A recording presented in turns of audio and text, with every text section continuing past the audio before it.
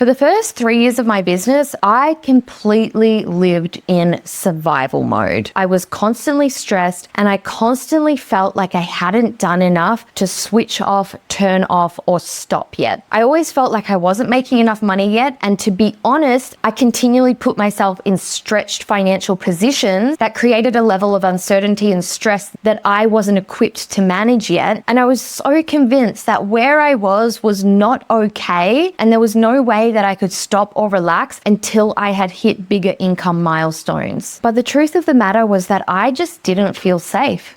I didn't feel safe in the world, and I didn't feel safe building my own business. The amount of uncertainty that building and running my own business involved and surfaced my own insecurities created a recipe of constant anxiety. I felt anxiety every single day, so much so I didn't actually fully know that I felt anxiety because I was so used to feeling it. But every single day I had this tightness in my chest that made it almost hard to breathe. And at the peak of my anxiety, I had to go for a walk for 2 hours every single day along the creek next to my house just to try and chill the fuck out, until I eventually reached a point where I realized I could not go on like this. I was starting to have really serious, unexplainable health issues, and I just realized I needed to somehow reduce the level of stress that I was under. Fortunately, there were 2 things that I did at about the same time. One of them was to reduce the amount of financial pressure that I was under, because at the time I was putting myself under more financial pressure and stress than I was really equipped to handle, and honestly more than my business was yet ready to handle. So I took some of that pressure off myself, and then it was also around that time that I found a really incredible mentor that helped me make some really powerful shifts on what I focused on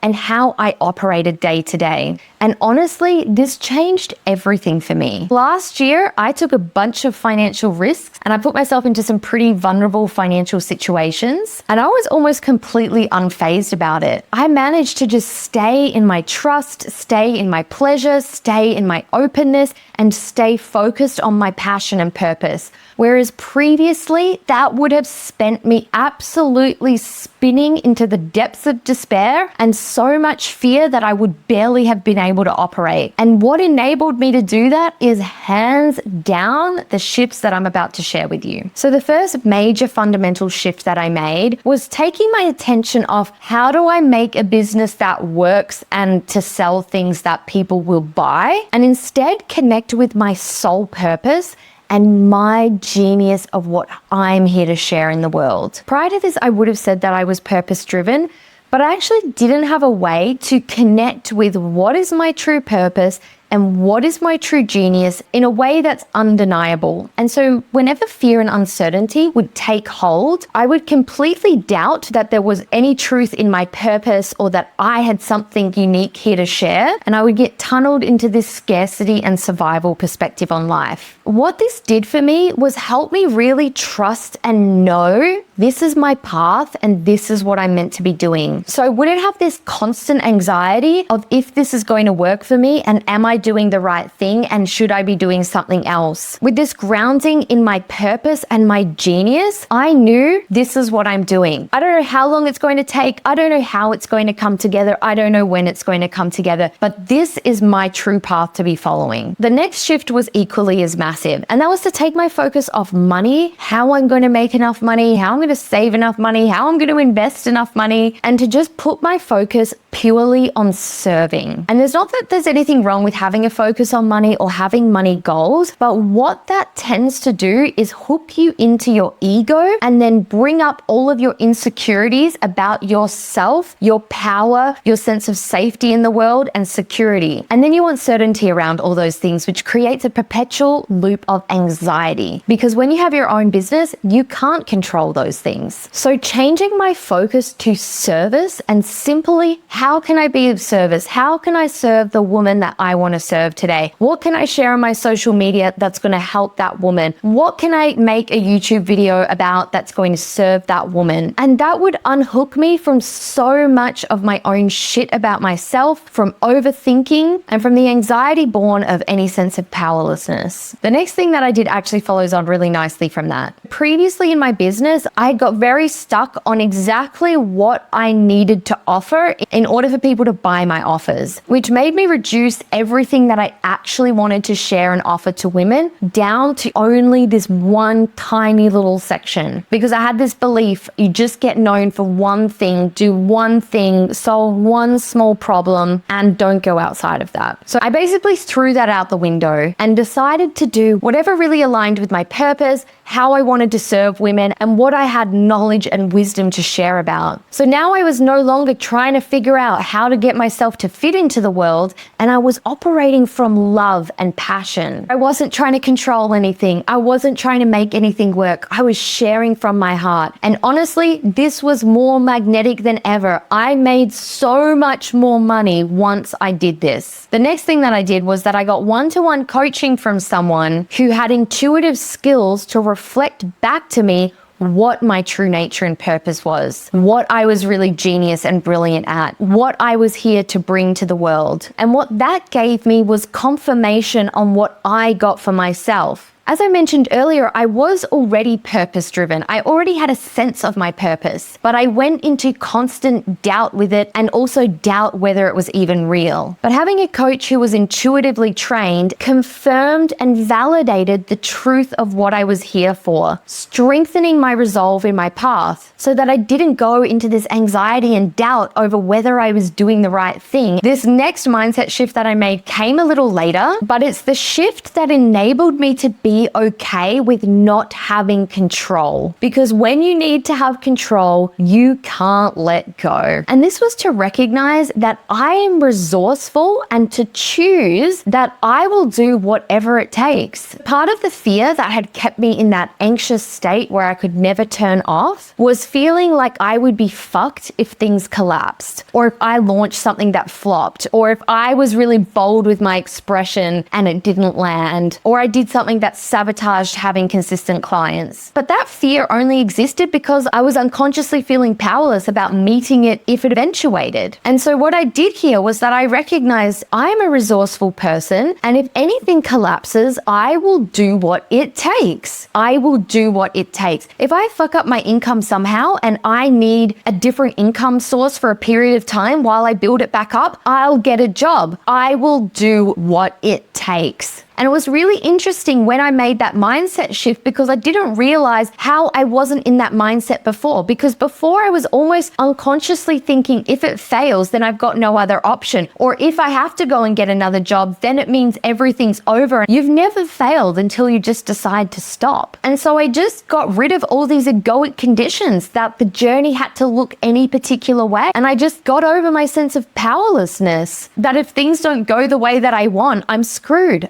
I'm resourceful. Your power as a human being is how resourceful you are. It's not how much you were born with, it's how resourceful you are. Can you be resourceful when the situation calls for it? Will you do what it takes? Because if you know you'll do what it takes, you don't have to stress anymore. You don't have to be anxious. You don't have to be always on. You can relax because you trust yourself. Which brings me on to the next point. I devoted myself to my mission and what I wanted to contribute to the world without the need for success in order for it to be viable. Because unconsciously, when I could never turn off from business, I was fixated on needing to be successful in order to be okay. If you knew you were going to reach the level of success you want in 5 years or 10 years, would you give a fuck whether you reached it this year? No, you wouldn't. It doesn't matter. For me personally, I create more success this way. When I am preoccupied by success, I shut down and I sabotage it. Then the last major shift that I made was to assume that I am enough right now. The way that I am, the way that my life is, the way that my business is. And this directly relates to the success piece. Because when you're preoccupied by success and your brain is telling you that you're not enough where you are and you will only be enough when you reach this certain income level or follower level or recognition level, then you are not operating with a sense of enough. enough and you will never be able to relax. And that's just the bottom line of it. If you want to break the pattern of anxiety, always feeling behind and never being able to turn off in your business, you have to make it a practice that you die to telling yourself that there's anything wrong with where you are and who you are right now in your life. And if this is something you get stuck on, this could be one of the most profound things that you do. It has been one of the most profound things that I've ever done. And this is what enabled me to actually be able to let go and enjoy my life now. Life is happening now. 7 years ago, I literally had no hobbies because I could never let myself stop. And I never felt relaxed enough to go and engage with something else other than my business. I was in such a grip with this anxiety pattern. And now I have literally more hobbies than I can keep up with. And I'm able to actually let myself do creative work in my business, which also I never could before because I always felt like I had to be doing ultra productive things. Whereas now I actually build into my week times of spaciousness where there's nothing I have to do and there's nothing I have to achieve, so that my mind can be really open and just let in ideas and explore curiosity. I've found this to be one of the most effective things for my business as well. And as I mentioned, there were many times last year where I was living either month to month in my business, which I hadn't done for a long time prior to that because I so much love setting up recurring stable income. And not only many months living month to month, but I even had a few months where I was supplementing my business income with savings so that I could build out new programs. And I was just completely chill about it, which shocked me and also just showed me how far I've come in actually feeling in my body, in my nervous system, trust in life, trust in myself, and trust in my path, which prior I did not have